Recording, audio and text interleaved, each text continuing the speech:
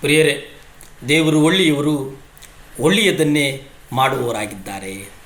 ನಾವೆಲ್ಲರೂ ನೀತಿಯ ರಾಜ್ಯವನ್ನು ಕಟ್ಟಬೇಕಾಗಿದೆ. ದೇವರಿಗೆ ನೀತಿಯ ರಾಜ್ಯ ಅಂತಂದರೆ ಭಾಳ ಭಾಳ ಇಷ್ಟ. 2 ಪೇತ್ರ 3ನೇ ಅಧ್ಯಾಯ 13 ನಾವು ನೋಡುವುದಾದರೆ, ಆದಾಗ್ಯೂ ನಾವು ಆತನ ವಾಗ್ದಾನದ ಪ್ರಕಾರ ನೂತನ ಆಕಾಶಗಳನ್ನು ನೂತನ ಭೂಮಿಯನ್ನು ಎದುರು ನೋಡ್ತಾ ಇದ್ದೇವೆ. ಅವುಗಳಲ್ಲಿ ನೀತಿಯು ವಾಸವಾಗಿರುವುದು. ನೀತಿಯು ವಾಸವಾಗಿರುವುದು. ಇಲ್ಲಿ ಒಂದು ನೂತನವಾದಂಥ ಆಕಾಶ ಮಂಡಲ, ನೂತನವಾದಂಥ ಭೂಮಂಡಲ ಎದುರು ನೋಡ್ತಾ ಇದ್ದೇವೆ ಅನ್ನೋದಾಗಿ ನಾವು ನೋಡ್ತೇವೆ. ಇಂದು ಲೋಕದಲ್ಲಿ ಎಷ್ಟು ದುಷ್ಟತನ, ಅನೈತಿಕತೆ ಇವೆ ಅನ್ನೋದನ್ನು ನೋಡ್ರಿ. ನಾವು ದಿನಪತ್ರಿಕೆಗಳನ್ನು ಓದುವಾಗ ನಮ್ಮ ಹೃದಯದಿಂದ ಒಂದು ಮುಖ್ಯವಾದ ಪ್ರಾರ್ಥನೆ ಮೇಲೇರಬೇಕು. ತಂದೆ, ನಮ್ಮ ರಾಜ್ಯ ಬರುವುದಕ್ಕಾಗಿ ನಾನು ಹಾತೊರೆಯುತ್ತೇನೆ. ನಮ್ಮ ರಾಜ್ಯ ಯಾವುದು? ದೇವರ ರಾಜ್ಯ. ನಾನು ಇದನ್ನು ನನ್ನ ವೈಯಕ್ತಿಕ ಅನುಕೂಲಕ್ಕಾಗಿ ಕೇಳ್ತಾ ಇಲ್ಲಪ್ಪ. ನಿಮ್ಮ ನೀತಿಯ ಆಳ್ವಿಕೆ ಬೇಗನೆ ಬರಲಿ ಎಂಬುದಾಗಿ ನಾನು ಹಾರೈಸ್ತೇನೆ. ನಿಮ್ಮ ನೀತಿಯ ಆಳ್ವಿಕೆ ಬೇಗನೆ ಬರಲಿ, ಬೇಗನೆ ಬರಲಿ ಸ್ವಾಮಿ. ಏಕೆಂದರೆ ನಿಮ್ಮ ಮಹಿಮೆಗಾಗಿ ಸೃಷ್ಟಿಸಲ್ಪಟ್ಟಿರುವ ಈ ಲೋಕದಲ್ಲಿ ನಿಮ್ಮ ನಾಮವು ಮಹಿಮೆ ಹೊಂದಲಿ ಎಂಬುದಾಗಿ ನಮ್ಮ ಪ್ರಾರ್ಥನೆಯಾಗಿರಬೇಕು. ಕೊನೆಯ ದಿನಗಳಲ್ಲಿ ನೋಹನ ದಿನಗಳಂತೆ ಇರುತ್ತವೆ ಅನ್ನೋದನ್ನು ಯೇಸು ತಿಳಿಸ್ತಾರೆ. ದುಷ್ಟ ಹಾಗೂ ಭ್ರಷ್ಟತನದ ಲೋಕದಲ್ಲಿ ಇದ್ದ ಒಬ್ಬ ನೀತಿವಂತ ನೋಹ ಸ್ವನೀತ ಬೋಧಕನಾಗಿದ್ದ. ಅವನು ತನ್ನ ಸುತ್ತಮುತ್ತಲ ಸಂಗತಿಗಳ ಬಗ್ಗೆ ಅಸಹ್ಯಗೊಂಡಿರಬೇಕು ಎಂಬುದಾಗಿ ನಾವು ನೋಡ್ತೇವೆ. 2 ಪೇತ್ರ 2ನೇ ಅಧ್ಯಾಯ 5 ನಾವು ನೋಡುವುದಾದರೆ,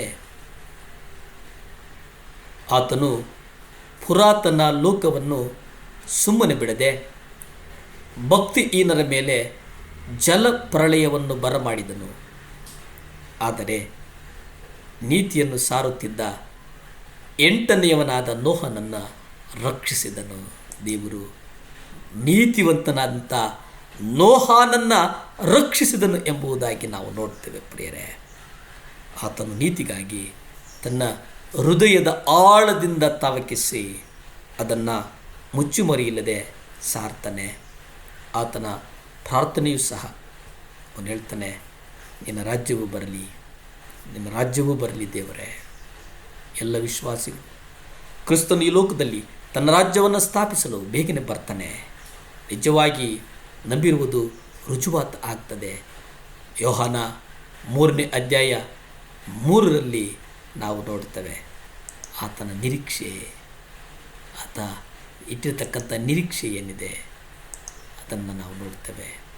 ಆತನ ಮೇಲೆ ಈ ನಿರೀಕ್ಷೆಯನ್ನು ಇಟ್ಟಿರುವ ಪ್ರತಿಯೊಬ್ಬ ಕ್ರಿಸ್ತನು ಶುದ್ಧನಾಗಿರುವಂತೆ ತನ್ನನ್ನು ಶುದ್ಧ ಮಾಡಿಕೊಳ್ಳುತ್ತಾನೆ.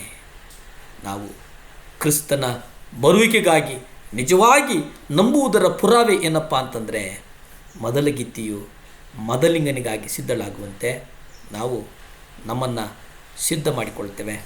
ಇದರ ಅರ್ಥ ಸಾವಕಾಶ ಮಾಡದೆ ಶುದ್ಧ ಜೀವನ, ಸಾಲಗಳನ್ನು ತೀರಿಸೋದು, ಮನಸ್ತಾಪಗಳನ್ನು ಬಗೆಹರಿಸುವುದು, ಇವುಗಳಲ್ಲಿ ತೊಡಗಿರುವುದು.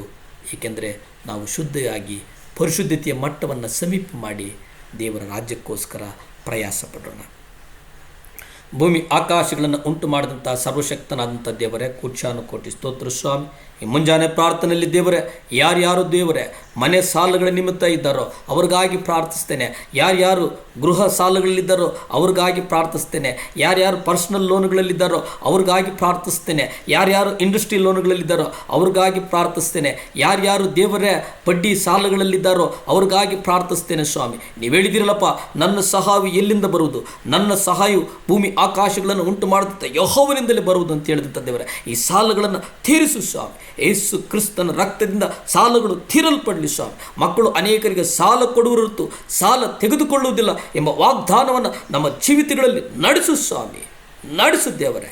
ಸ್ತುತಿ, ಘನ, ಮಾನ, ಮಹಿಮೆ ನಿಮ್ಮೊಬ್ಬರಿಗೆ ಸಲ್ಲಿ ತಂದೆ. ಆಮೆನ್. ದೇವರು ಒಳ್ಳೆಯವರು, ಒಳ್ಳೆಯದನ್ನೇ ಮಾಡುವವರಾಗಿದ್ದಾರೆ. ನಮಸ್ಕಾರ.